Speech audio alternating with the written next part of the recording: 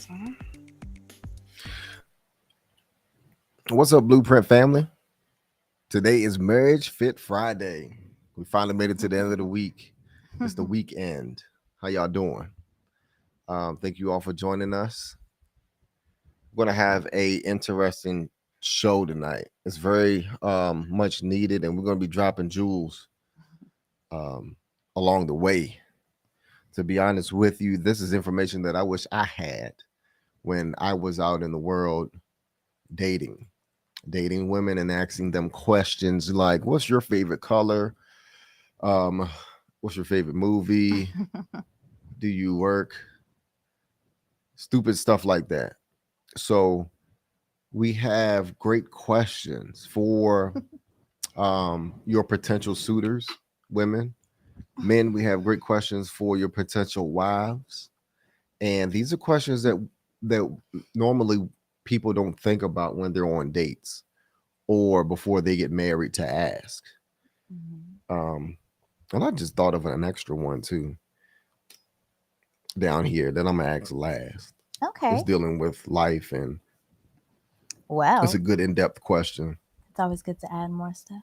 But at least to start us off, we have 7 questions you must know and answer before getting married. So, like my husband said, whether you're dating or getting ready to propose or even say yes, these are the questions that you should definitely have the answers to before you even think about going any further with anybody in Right. life. And then also too, I wanted to add that these questions will also let you know how involved or how serious these people are that you're dating when Mhm. it comes to um marriage. Yeah. So how serious they are on the institution of marriage and how much they are dating with the intent to get married. Mhm. So you will see the lies in people, and especially dealing with these questions, you will see it when people are lying, because these are going to be some hard questions to trying to Figure your way around. figure a way around of, especially when you put on the spot. These questions are something that you can't prepare. I mean, you can prepare for if you know they're coming, but Like we're telling you now. right. But more than likely, if you're asking someone on a date these questions, you're putting them on the spot, on the hot Yeah, seat, and right. you'll see all of their sweat bead off their forehead, and hands shaking, eyes open, and lack of eye contact, especially if they're not telling the truth or giggling and trying to swindle their ways out of the question. But hold these people accountable to these questions, please, Yeah. because in your best interest, you need to know the answers to these questions. And if anyone refuses to answer these questions that you're dating, I would suggest you go on to the next person in line. To be honest with you, these are great questions that we're going to ask. Um, like I said, and they basically will position you, and for you to understand if who you're dating is really serious about you. And what life would look like with them. That's Exactly. really important too, because you can like a person a lot, but if y'all don't have the same vision for what marriage should look like, yikes. Like it could get ugly in the end. So, Yeah, most definitely. most important though, you have to prepare yourself for even being able to ask these questions. So there are things that you need to have ready and prepared, lined up so that you can be in the best position to even be a husband or a wife. So these are like some top things that you need to have first in place. Maybe if you want to do yours for the men, because these are important too, because I think a lot of getting ready for marriage in general is preparing yourself. And what they say, you can't change anybody, but you can only change yourself. So if you can just naturally know the things that you need to work on, the things you need to grow on, or even the things that you need to get in place so that you can be in alignment with the things you want to receive, you have to do that. So yeah, some things that men and women can do to men build their kingdoms, like we talked about yesterday and Hmm. throughout the week. And women, how you can better prepare to be a great asset in a man's kingdom and enjoy all the benefits. Right, most definitely. So you want me to talk about those first, Yeah, like the things yeah. that men can do Prepare. to prepare? Yeah, I might as well Um, give them a little taste of that. okay. Well, so men, first thing that I have down here is that men in your 20s, men who are in their 20s, please stop dating. And what I mean by that is that you need to be more focused on work, on your work ethic, on getting money, your hustle. Throughout your 20s, you need to be hustling, finding out ways where you can create a lot of money and save up and build your credit. Build your credit in your 20s, men, because what you're doing ultimately is setting yourself up so that you can own a home in your 30s. Times have changed. We no longer live in the 90s and the 80s where you can buy a home in your 20s, um, off of a uh, an average income. Housing prices, I don't know if you all have seen the market recently, even though they said the prices are going down. We're about to go into peak season as far as the housing market goes. This is only March. So prices are going to go up. They're not, I can't really see housing prices go down anytime soon, probably within the next 2 years. But regardless thereof, you still need good credit and a down payment for the type of house that you can raise children in, raise a family in. You don't want.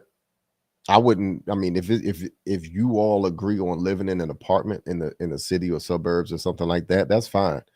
But more importantly, men in your 20s, stop dating. And the reason why I said that is because you do not have nothing to offer as far as providing and protecting for a woman.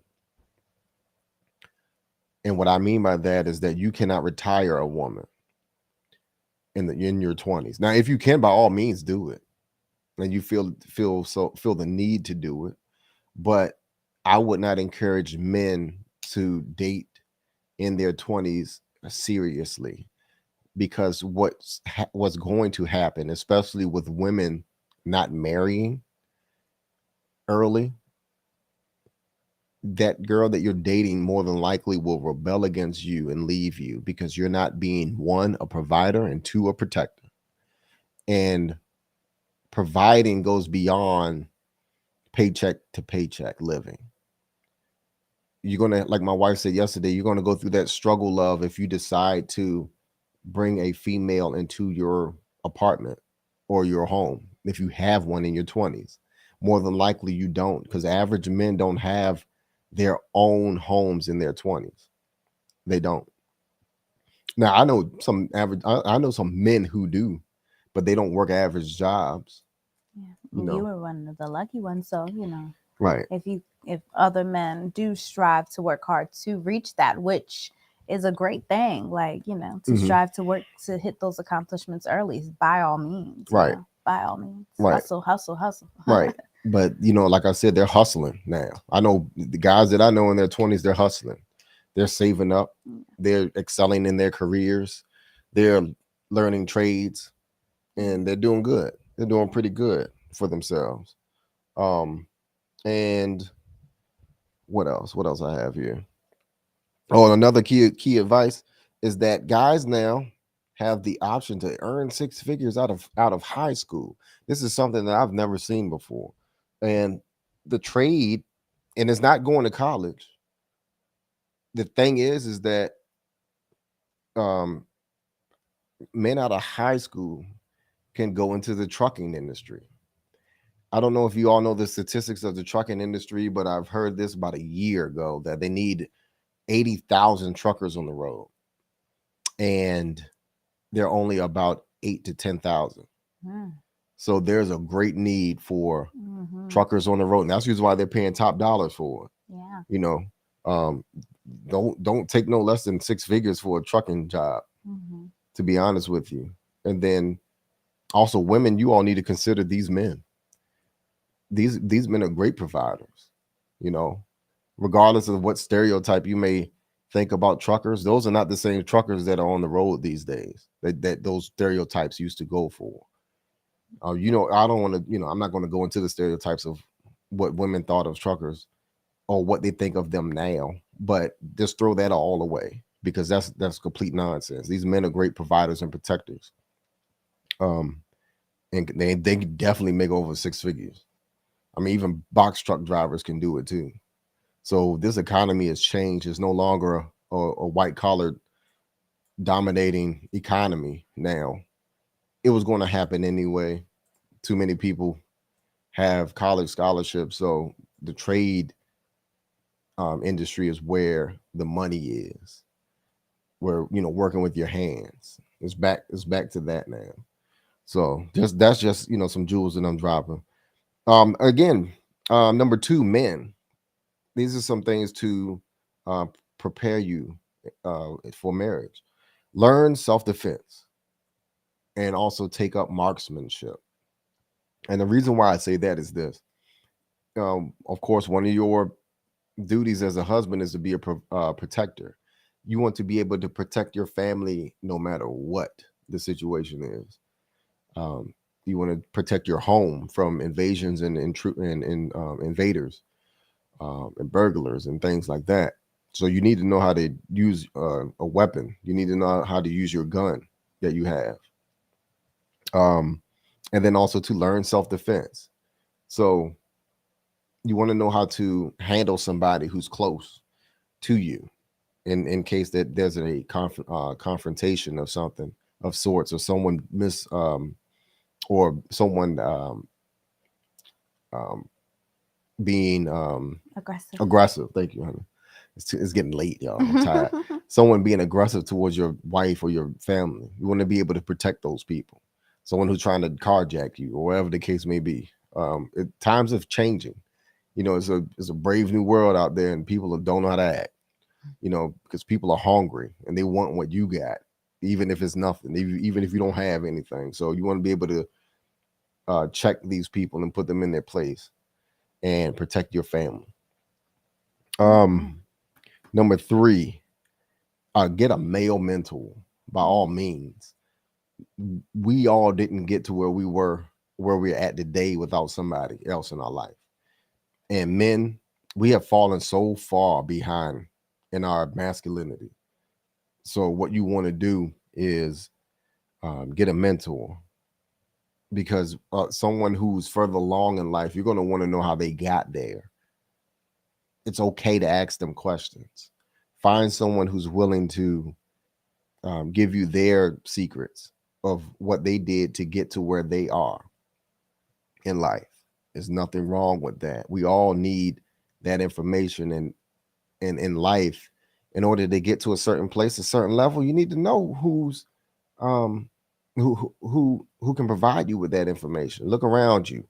If you're at work, look above, the the chain of command, and see who sits at the top, and see where you want to be. Figure out how they got there, because they can help you lay that blueprint out and show you how to make more money. The whole goal about working is actually, in the 20s, you're sacrificing, you're delaying gratification. So what you're doing is that you're making money. And so by the time you're in your 30s, you can work smarter and not harder. So then you can go back working 8-hour days instead of 12 hours. That's where it will all, settle down as far as all this work stuff, And then, like I said, I digress back to your 20s. To work 12 hours, get a part-time job. So you got a full-time and then a part-time. There's nothing wrong with that. And on the weekends, get your hobbies in, like your self-defense courses or marksmanship. Go to the range or something. Or video game relax, because that's a lot. Well, you can do that on Sundays. Yeah. You can relax on Sundays. And then, because I used to do it. I used to work 2 jobs in my 20s. I used to do a lot of that. I worked at one time 3 jobs in my 20s. And then get involved in your community. So next, you want to do things to build value to yourself. So young men, get involved in your community. So values go up if you're seen in the community as a volunteer. Volunteer some of your time. I would say probably once a month. Or if you like to do it even more than that, then by all means. But you're putting yourself out there in the community as a responsible young man with high morals and ethics. So Find leadership groups to join, do some volunteer work, community volunteer work, and then also if you can't find it there, find it in churches. There's a lot of volunteer opportunities in churches, I think, that still exist. And then women going to want that. Women who see you out in the community, that a good woman will like that. They will like those qualities. They will like to see you doing those things in the community. But by all means, get off the couch. Men, young men who are stuck behind the video games and OnlyFans, get off the couch. Please get off the couch. You're not doing yourself any favors by staying in your home. And we're talking to what is it, the Omega men out there. Isn't that who that is? The so. shy Omega men that's sitting on the couch. The gamma. Yeah, Omega or Gamma men. I think it's the Gamma. Video games and blocking your potential. Right. Get off the couch and stop simping on the internet. Please. Do some real life dating. Even this online thing, like y'all really get out there and meet people and talk and if you socialize as far as the community part where you were saying just get out in the community and socialize with people that way. Right. But bottom line is, you can meet, dating now. Yeah, you can meet women, you can date them, but it's no different than you still dating as a teenager, to be honest with you, because you really don't have anything to offer. Excuse me. If you think about it, you don't want to be in a situation where you want to make sure that the woman that you're dating has no reasons to leave you at all. You're paying all the bills. That means you still pay. You're able to pay her bills in the relationship. You get what I'm saying? You need to have that much money so that you can be able to do that. You got it. It's nothing to you because money is not an object. You just saved up, build up your funds to that much. You got your house, you got a car. Yeah.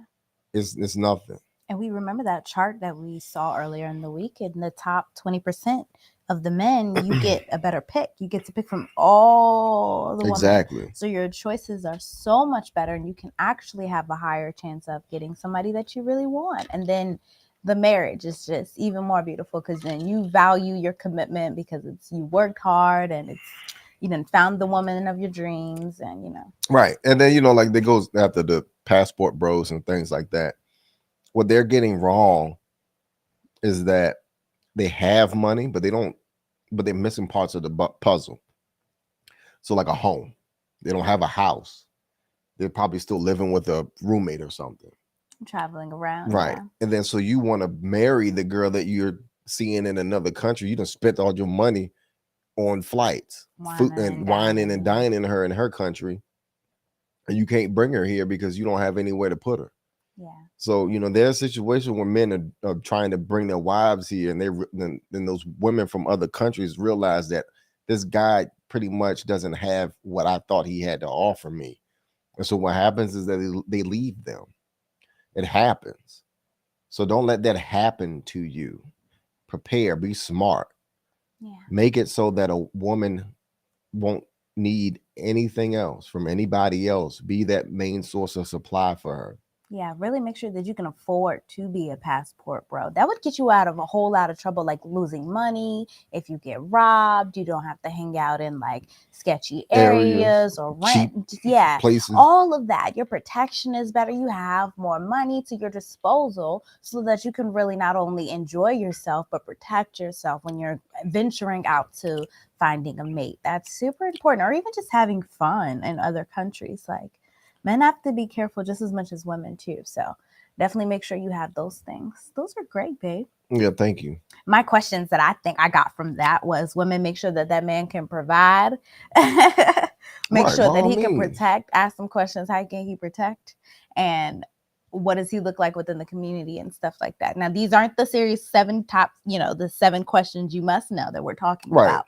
But I'm just saying from what I got from what my husband was saying, these are things that a man needs to have. Check. Right. I mean, but I'm going to expand on that. For women, ask those questions during dates. can you provide for me, and what does that look like? And then, because then you'll know if you're dealing with a man or a boy or not. Because if it's a man, he was like, well, I make about $6,000 a month, so yeah, so I know I can provide for you. And then ask, can you protect me? What does that look like? You protecting me? Oh well, I study MMA and I'm a black belt in jujitsu, or Mm-hmm. I box on the weekend, or whatever the case may be. If he's active, then by all means, yeah, Mm-hmm. you'll see it in his answers. If Yeah. he's saying that, well, I'm good at playing Madden and 2K. No, nah, that's not an answer as far as protection goes. You know, Like Grand Theft Auto, right? not Grand Or if Theft. I know how to call 911. Like, nah, player. Or You can even do that yourself. yeah, or does he know CPR? Stuff like that. Right? That's Yeah. really good How stuff to know. resourceful is he? Hmm. You know. And yeah, in the sense of knowing different ways to protect for your family. Yeah, those are great things, I think. And men, so things that women in particular need to prepare for in order to step into your kingdom. You need to have these things checked off, and women, these are things that you should do. So I kind of took a different approach than you, because we have been talking about all week, summarizing it up, just my tips for the homogamous woman. Homogamy, remember, that is when you're marrying your equal. So usually this takes place when you're young, you're marrying your equal young. And then I have a tip for the hypergamous woman. When you are looking to marry up, that's okay. We talked about that. It is all right for a woman to be hypergamous. We were naturally meant to be that, because we want a man to provide and protect for us so that we can have children and care and nurture and be in our feminine. So that's okay. And then I have a tip for the hypogamy women, because believe it or not, these women are on the rise, and that's a big shift. So homogamous, Hypogamous. the hypogamous, yeah, the hypogamy, hypogamous, yeah. So the homogamy woman, if you are marrying young and someone your age, which this is common, for, like I was saying, young women, if you are doing this, just know and be prepared that this is definitely like an early hustle, struggle type of love. So definitely be in the mindset of knowing how to be resourceful, taking the time to understand that, okay, how can I work with what we got? If I'm choosing to marry my equal, which when we looked at the studies last night, it showed that that happens more likely when you're young. And that means you're going to struggle and need to build resources together, more than likely, because 19, 20, you're young, you can't afford to carry on a marriage life for that early. So not in this economy, especially now. So nonetheless, women, be resourceful, know how to make meals out of not much money. How can you take $100 if you know that this is your budget for groceries? How can you stretch out? How can you make sure that you guys have lunch and you're able to eat? Just really taking the time to figure out like couponing and being good with like savings and like shopping around and knowing how to get your little bang for your buck. So we talk about a lot of those things in our wife economics course. So being resourceful is a real big one that I recommend for all women in general if you're looking to be a wife, because it will help you. Gardening, things that will benefit your overall family and save you money in You the said long run. gardening. Yeah, gardening, yeah, because it's a way to feed your family for cheap if anything happened. So that's And then canning. yeah, canning. Oh yeah, for sure. Like those are big things. Like just get a pressure cooker. It's really simple nowadays with the power pressure cooker. You can seal up your stuff after you guard it, add some vinegar and stuff. I rant, but women, be resourceful, especially the homogamous women. That's a big one. Learn how to be resourceful.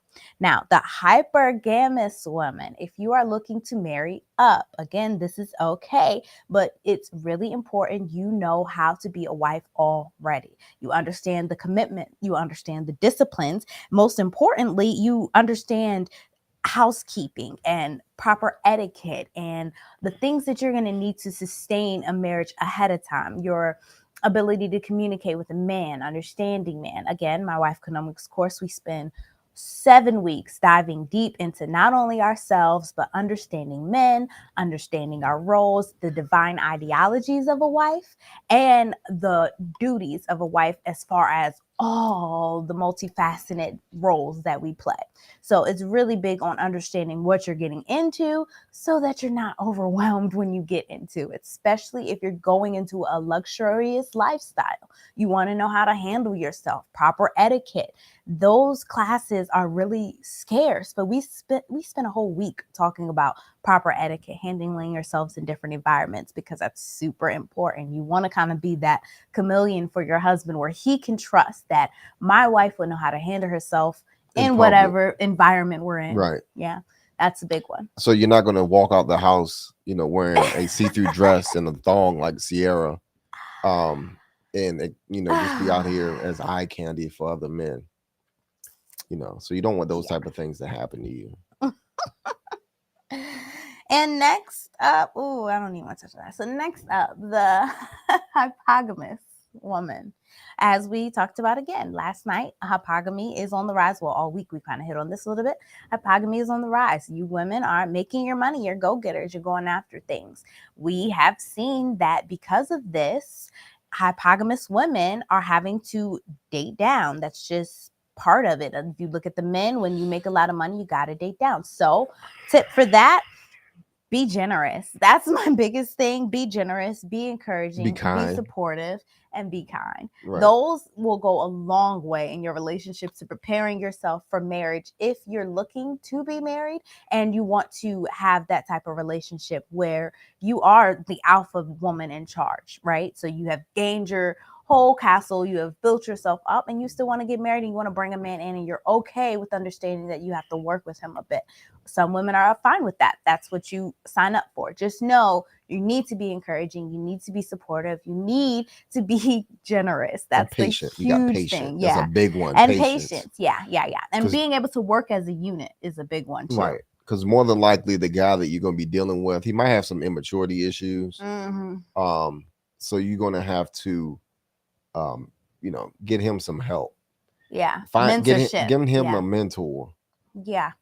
By all means. Yeah, especially if you're an alpha woman involved in circles where you have high power men around you and you find a man that maybe isn't quite up to that level and you're going to take him into a hypogamous relationship, then sure, introduce him to those men in that group so that, who you surround yourself with goes into our top 7 questions that we're actually going to get into. One of the first ones that you ask, who do you surround yourself with, right? So that's a big one, and that will really help elevate him as a man and overall your relationship. So really just look at how you are, where your position is at as a woman, and what's your best option, whether it's homogamy, marrying your equal, hypergamy, marrying above, or hypogamy, marrying below. Hypogamy. Yes, why I keep saying hypogamy. Be aware, hypogamy. Yeah. Hypogamous women, that elevating your man, and if you are not in your feminine with your man, then more than likely what may happen is that he is going to be elevated and inspired to be a flight risk. So if you are not kind, if you are not loving, if you're not generous or supportive to this man, then what's going to happen is that he's going to be I really appreciate you getting me this CEO job. But I gotta go. Yeah, have that prenup. We talked about that a little bit last night. We're going to get into that in another topic, probably coming up in the next few weeks. But prenups, women, men, especially in this day and age, y'all go getting this money. Get a prenup. Protect yourself. Don't put yourself in that situation. But by all means, still get married. Still start a solid family. It will elevate you in so many levels. That's what God intended it for. But I think now is a great time to get into 7 questions you must know the answer to before you are married. Right. Yeah.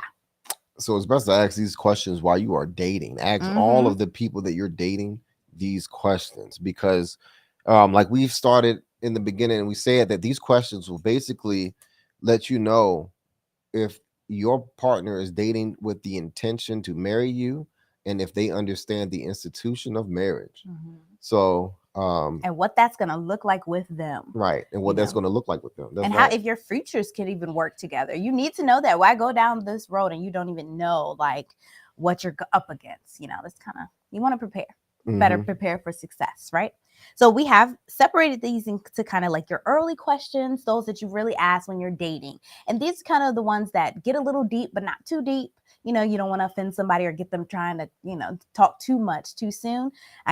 Some people are like the Delta woman when we talk about personality traits. Some women aren't, you're a little reluctant to give out all that information too soon. So we have our early questions, and then we have the deep ones that when might be the one, and you have thought about maybe moving in with this person and really taking things to the next step, ask these questions. So do you want to start with the first one, our early questions? No, you can go ahead. Okay, so our first early question is our dating one, and it is, are you happy with the people you surround yourself with? Why or why not? So that's a very simple question. You'll find a lot about who this person surrounds themselves with, what they look like, what their lifestyles look like, if they have encouraging behaviors to what you would want your man to look like or woman to look like, or if they have behaviors that they hang around that aren't, the type of relationships you want around you. These people are going to be around you, especially if there's serious, loving relationships in their lives. You have to know. And then also, too, if they say no, okay, so what are you doing to fix that? Why are is this family that you're hanging around that, is it a problem? Are your family not, good people? What those relationships look like? So that little simple kind of vague question can really, I guess, show a lot of deeper issues, if anything is under the surface. Right. Yeah. And then also, like, for what you're looking for is, like my wife said, lifestyle. Mm-hmm. So if they're saying that even if they say if they do like to hang out, if the girl that you're dating is saying that, yeah, I have girlfriends and stuff that I go out with and I really enjoy their company. So, dig deeper into that and say, what do you all do? Mm-hmm. So you want to know what her lifestyle is like. If she's partying all the time, then she may not be the one for you, to be honest with you, because if she's partying all the time, more than likely she's going to miss that type of lifestyle and may not want to give that up and may choose that over you. So that's a red flag there. So these questions are used to recognize red flags, and then also green lights too. So whether whether to pursue the relationship or not. Mm-hmm. So, but yeah, by all means, are you happy with the people you surround yourself with? Is a good one. Mm-hmm. Especially if they say no, then there's maybe a lot of reasons why they may say no. They're not happy, hanging around this person because they may have some personality issues with going on. They may feel insecure hanging around because my friends are rich and married and I'm not, So, okay, well, we can fix that. We can work on that. We can work together and be rich and married and, and work on that. So that's a good conversation starter. Mm-hmm. Yeah. And then what's the next one? What have you struggled with your entire life? Mm-hmm. So what this looks like is you want to know what their insecurities are. You want to know what's sensitive to them, what their triggers may be. You want to know these things so that you're empathetic to them. You get to know them deeply. And then also too, if they have any traumas or things that they need to work out first before you all actually get married. You don't want to marry somebody who has traumas or a lot of traumas. Now, I admit that mostly, probably all of us have some sorts unhealed traumas, and we don't even know that we do have them. But that question will be a good one as far as what have you struggled with your entire life? Yeah, and even things like, I'm sorry to go ahead. I mean, because you got to wonder why they're still struggling. If they're still struggling with it, that's a cause of concern. Mm-hmm. Go ahead. Yeah. Oh, even things like weight. I was just going to say on another scale, like maybe if they've been struggling with weight their whole life, like what does that look like? What are the things that they have put in place to women in particular, like if you want to have kids and you've been struggling with weight your whole life, what are the things that you do in your life, in your lifestyle that help you to prepare for that? Maybe you have a different diet, maybe you eat a certain way, like maybe you have allergies, maybe it can open up the conversation for a lot of different things, because it just lets this person know these are the things that in my daily life I may struggle with or deal with that would impact our relationship in the long run. And maybe even behaviors like thought patterns. That's a big one too. Right. Yeah. And then also too, you may recognize these things and be able to help them with it as well. Yeah, especially weight. Right. Help them to get, because that's diet. A lot of times weight issues is because of bad dieting, regardless if it's thyroid or whatever the case may be. Diet is what needs to a proper diet is what will help that. And so Mm-hmm. maybe you are able to help them with that. Yeah. Yeah. Yep. That would be good. That is really good.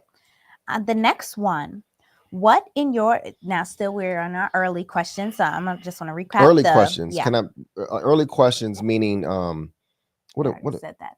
The early questions that you asked in the dating so in the space. beginning? Yeah, the very, Okay. very beginning, the Okay. vague ones. But I was saying the last question we had was what have you struggled with your entire life? So anybody writing these down, which you probably should be. That's the other one. Okay, so number 3 is what in your life are you particularly proud of?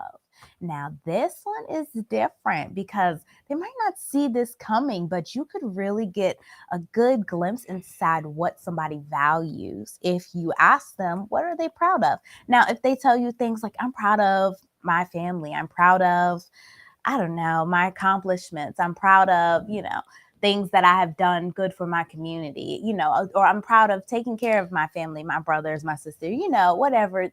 Things like that show to be very good. But if they say, I'm proud of the car I got, or I'm proud of the degree I got, but, I don't really use it or whatever, like do they care about more material things or more like badges of honor? Or are they more like driven by values of life, morals, principles? Like what do they really care about? What really makes them proud? Now it can be either or. It can be they'll give you a vague one, like something like their accomplishments, that's easy, but try to get them to dig a little deeper. What are some real things they're proud of? Yeah. What that lets you know also is that what inspires them. Mm-hmm. So you're able to get that information out of them, and then also to help grow that within them as well. If you care about them, then you'll help nurture that part of them, because that's a positive thing.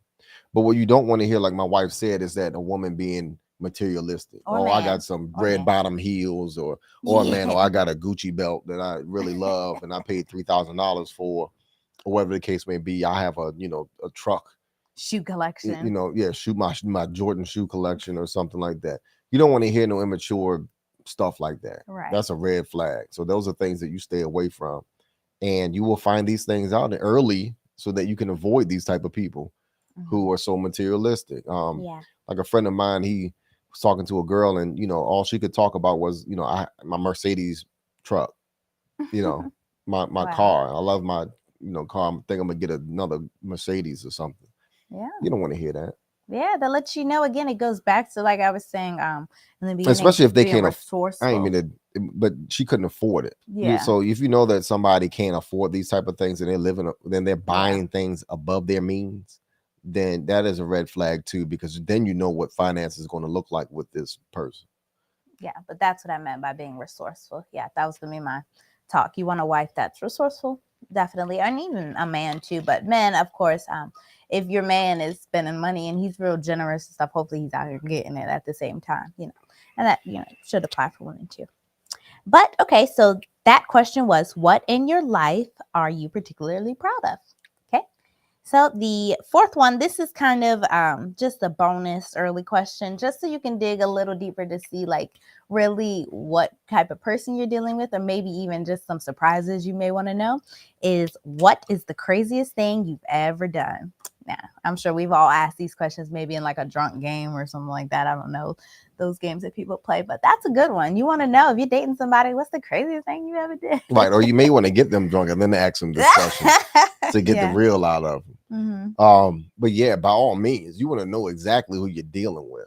So people say some crazy things when it comes to this question. Be cautious of the people who don't want to answer this question, Right. and Yeah. then those people who take a very long time to answer this, because what you're looking for is honesty. This is a good character question as far as honesty goes, Mm-hmm. especially if what they're saying was crazy, and then you can deal with it. Okay, all right, that was crazy, but I can deal with that. Yeah. I don't know. That ain't too bad. But Or if something. if it's a woman and she said that they participated in some sort of, I don't know. Dope gargers. Yeah. I'm trying to keep it G over here, but if it's something that was explicit and they said that I slept with multiple men in a night or whatever the case may be, put a pause on it. Nah, I'm gonna pass on you a hard, easy pass on that one. You don't want to hear things like that, men. You don't want to hear things like that, women. You don't want to hear things like that either. Yeah, women more so like what kind of the character of the man. If he tells you like, oh, I did such and such to this girl and left her somewhere, or me and my bros did such and such to this girl, or just that shows a lot of the character of the man. If he's willing to participate in a lot of things that are kind of like questionable, questionable of whether or not he respects women and values them, and that would let you know kind of big deal where his mind at as far as maturity wise is, and whether or not he's actually in the place of or if he's done the work to be in the place of marriage, because it's much different from a boy having his escapades to a man ready to step up into the mature role of husband. Right. And then also check out the rebound though. If they said something that's outrageous, but you say, well, that was the younger me. Yeah. And I don't do any of those things anymore. Or if he says, oh, those were the good days, or she says those are the good days. Right. Yeah. You need those are causes a cause to concern to concern about. Yeah. So that's pretty much all of our early questions. Okay. So those are the ones you just get out the way when you're dating. Good icebreaker questions. Nice conversation to have with the person. So ask those questions for sure. Next up is our deep questions. Now, these are the questions you have to know before you say yes to that man, or if you go to drop down on that knee man, to that woman. So the first one, what difficult event or periods have you gone through?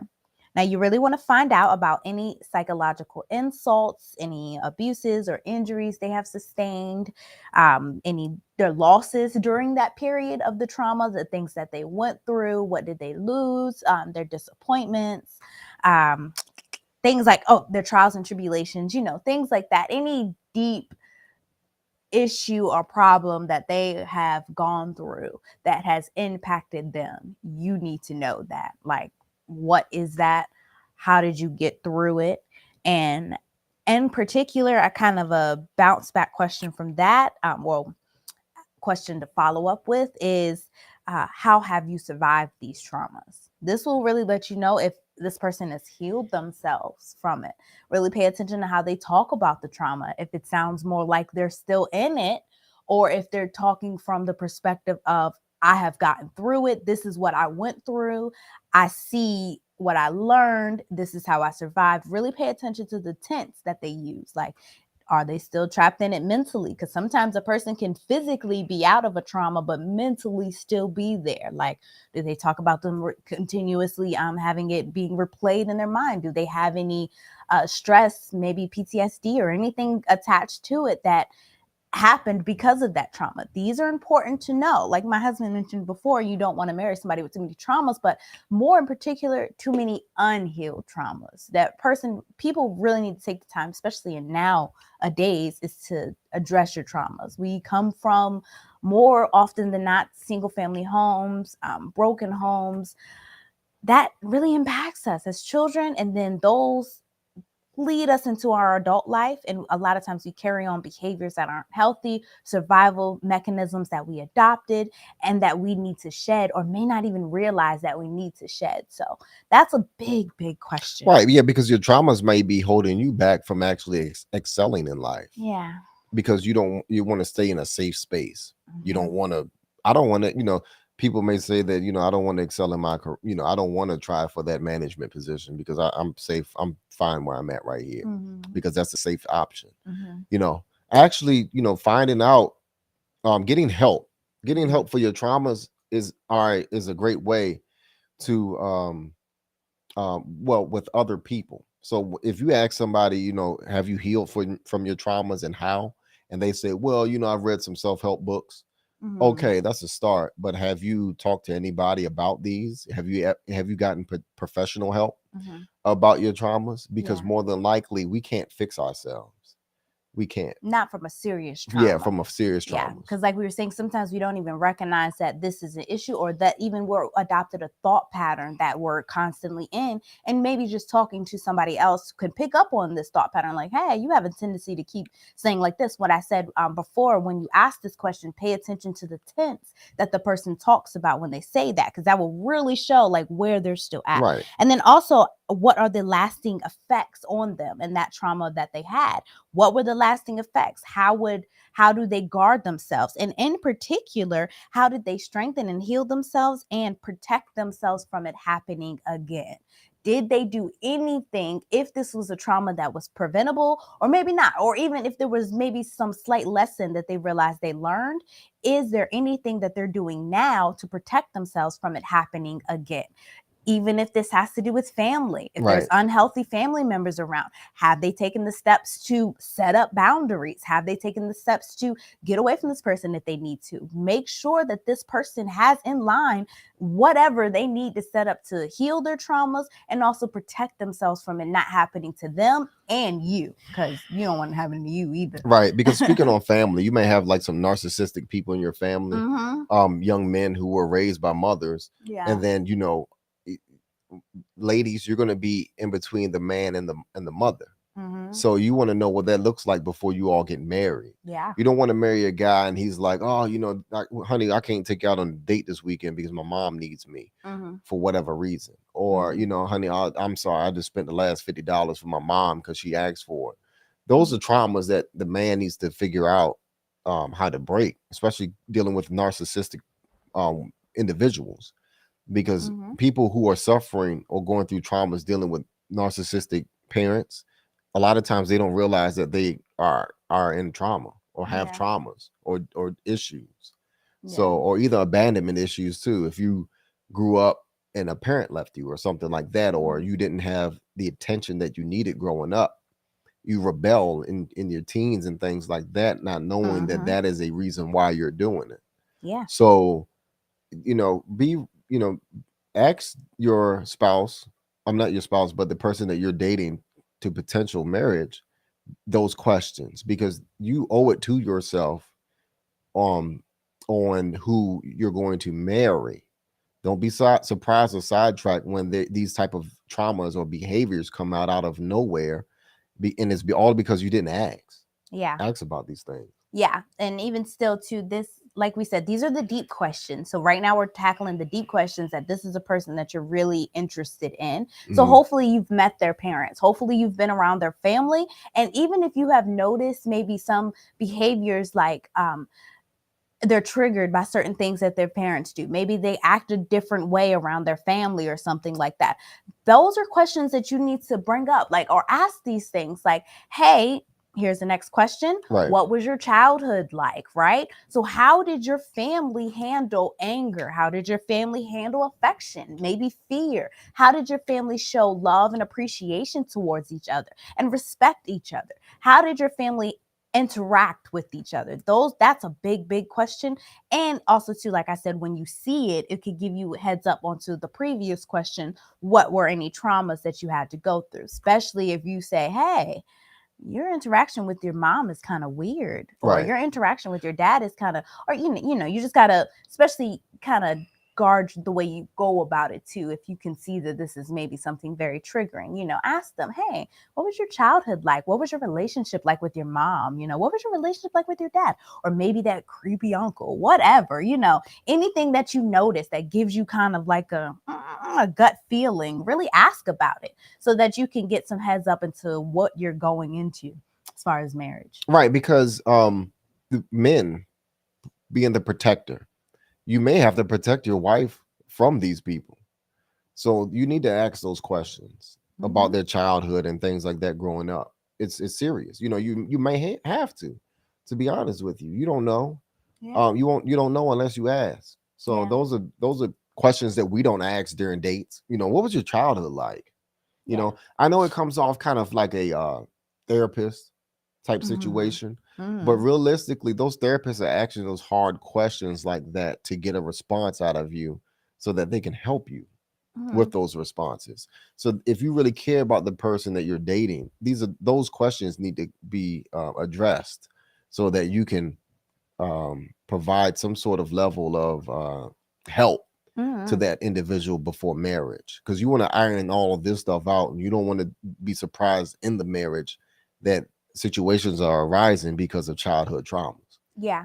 Yep. And one more thing just to tackle on before we get move a little bit away from the childhood thing is, was there any childhood events or problems that had occurred within the family?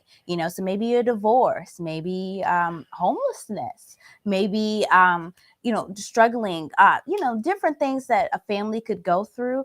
Ask about those. Did that person have to go through that with their family? How did the family cope? Did the family fall apart? Did they stick it out and stick together? That not only will give you an idea of, okay, how is this person as far as problem solving behaviors that they learned from, what they went through in their childhood, but also what is their mindset on in a family? What do you do? Like, do you stick it out, go through things, or do you run away because you've seen your father do it or your mother do it? Do how did those things get handled and addressed within your family? And how did it impact you when it was handled and addressed? Mm-hmm. Yeah. So that is the deep questions. So I'm going to recap real quick for that deep question. What difficult event or periods have you gone through? And how have they survived those traumas? What were the lasting effects? And did you guard and protect yourself against it? And then what was your childhood like? And the last deep question that you definitely need to know, that kind of really goes into your whole ending vision of your life with this person and what your married life would look like, is, what does retirement look like for you? Mm-hmm. Yep. Even though you're in your 30s Yeah. or 20s, women, ask that question, because that is something that we don't focus on in our early years of our life, which is a Yeah. big deal today. Mm-hmm. What does retirement look like to you? Are you preparing for retirement? What Mm-hmm. things are you doing to prepare for retirement? Women, ask your men this when you all are dating. It is a real thing, because if they're saying that, well, I have a retirement plan and it consists only their job 401k, no, you need to help them out further by saying, well, do you have a retirement savings to go along with that, on top of your 401k and social security? Because you don't know whether or not by the time you retire, social security will be an option. Mm-hmm. You don't know whether or not their savings, it will be enough. Yeah. So that's just being real. You don't want to make it into your elder years and then all of a sudden you don't have any money, Mm-hmm. or whatever the case may be. And then you don't want to use your children as your fallback plan for retirement. That's not fair. Mm-hmm. That's not honest. Mm-hmm. That's not good. So those are, and then you want your man to be able to have a plan for retirement, by him being your provider. And if he's struggling to figure that out, then you may need to actually help him with that, Mm-hmm. whether that means working part-time or something. Yeah. I think that's why Being I like that resourceful. question, because in particular, not only are you asking this question so that you can figure out, okay, what have we already started? What have you already started planning for? But what will our life look like when we get old? Oftentimes we don't think about that in marriage life. We're like, oh, I No. want a vacation and have this and have that and have all these families. Like, but no, like, what would our life look like when we're old? Women, I know my husband said, as a provider, but as the caretaker, the nurturer, what is cooking going to look like? What is cleaning going to look like? Are you going to be able to walk up and down stairs? Have you guys evaluated, okay, where are we going to live when we're older? And then is it going to be somewhere that we're always going to stay? Do we need to take in consideration other places that we need to stay? Like my husband was saying, how much money we're going to have based off of all of these retirement plans that we have set up, investments that we have set up. Are those things that we need to take in consideration as far as cooking? Like, do we need to make sure that we have somebody for that? Do we make sure we have somebody that can help me clean? Because we're talking about old age here, like really making sure that you are thinking ahead as far as, okay, not only are we entering this life together, but we're planning on staying together. So how can we better equip ourselves in old age as well? Because the idea is to stay together. A lot of times we hear a lot of, oh, if we get a divorce, no, let's not enter dating and marriage with the idea of Of preparing for fear, lack, divorce. and Yeah. scarcity. Right. No, let's prepare for the end of being together. Like, what is that going to look like together? Have those good conversations on what will that look like together. Right. And I'll drop a jewel on you all on this. If you don't know, if you both of you don't know, find somebody that do. Find a mentor that can tell you about retirement. All state there's state agencies that can prepare you for retirement. Go to those, call them up. They have retirement plans that you all can look at and talk about. They already strategize these things for and forecast these things for the economy that you may be living in around that time. So, just look into it, be curious about it, be serious about it. Yep.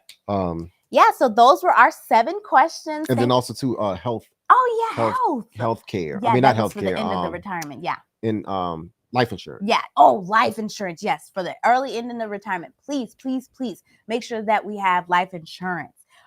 Seriously, especially within the Black community.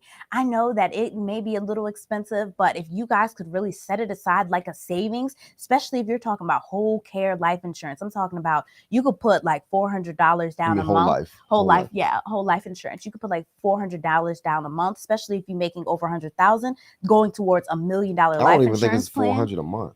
Yeah, it was roughly a year or something like that. No, it was a month. Roughly. Okay. Well, for the men, and then the women were a little bit less because of like 297. Yeah.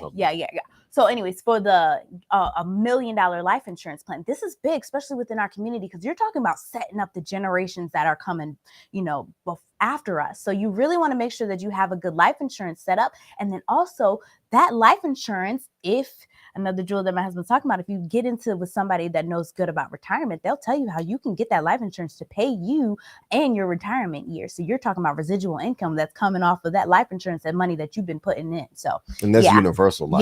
Yeah. So definitely make sure you're having those conversations. I think our community gets a little scared about those conversations too, because we don't want to think about life. Like, no, better prepare. Other communities and cultures really do prepare for that. And on top of it, it's a way to really protect ourselves, because there won't be so many accidental deaths if all of us had life insurance plans where these people had to pay out for these accidental deaths, if you get what I'm saying. But anyways, that's another conversation. So a recap of 7 questions you must know. Oh, shoot. Go ahead. Then one more question is asked. 9. Yes, 9. I got changed. So the last one is, what is your credit score? So whoever you're dating and you're intending to marry, make sure you ask that question. And then eventually, before you do get married, go look each other's credit scores up. Because you want to know what you're getting into before you marry that person, especially men, to see if your wife has any debt. Too much debt that you can't provide for. That the option to marry is in your hands. You choose who you want to marry. Now it may come all the way down to credit score. If you have 2 women that you're dating and they're both checking all these boxes and you love all the answers, it may come and they look just as good, then it may come down to credit score. I'm not lying. It may come down to credit score, So if one woman is financially a burden, she's you can tell what her credits, because her credit scores are jacked up. She spent all these credit cards on stuff that she's and now she's coming out to be materialistic. Now you can see it because it reflects on her credit score. Or maybe she just doesn't have credit, but dealing with that credit score, you will know if she owes debt, a lot of debt that could have been prevented. So you will know what her mindset is like with finances and how frugal she is with her money and things like that. I encourage that. And if she doesn't want to get a credit score check, then no, you might want to consider marrying her, to be honest with you. Or you might not want to consider marrying her. Yeah, and women too, like, that gives you a little peek into how financial savvy this man is that is going to be your provider, or who you want to be your provider, or who you're going to come in and work with in a relationship, right? So you'll know if he's talking about his credit score right off back, oh, my credit score is 815 or 820, that's great, or 900, go ahead, like, that's awesome, because then that he is he is ready to provide, he is confident, and stability offers that truly, because that's what that really shows, especially long term.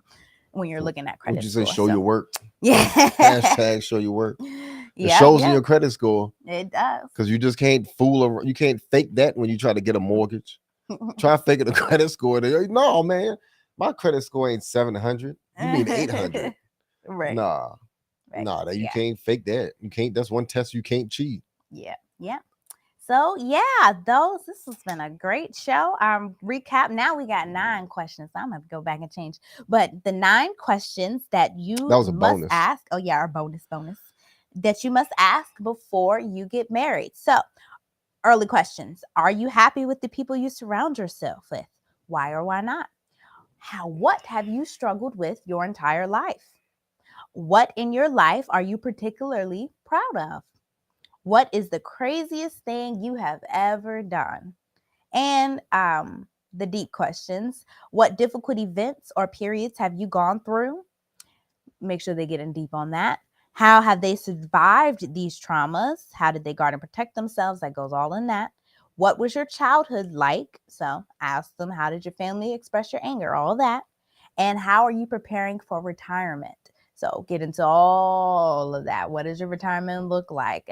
Health insurance, all these things that we talked about, and your credit score rolls right on in that. So and life insurance. Yeah, and life insurance. Yep. All of that. So yeah. Yep. And it's the weekend. Yes. So thank you, Blueprint family, for joining us again tonight. We really appreciate the views. Share our videos with friends and family and co-workers, people who may need our message. Help us to get more subscribers, likes, and views. We really appreciate what you all do.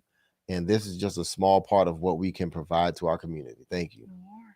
And you all have a good night. Peace.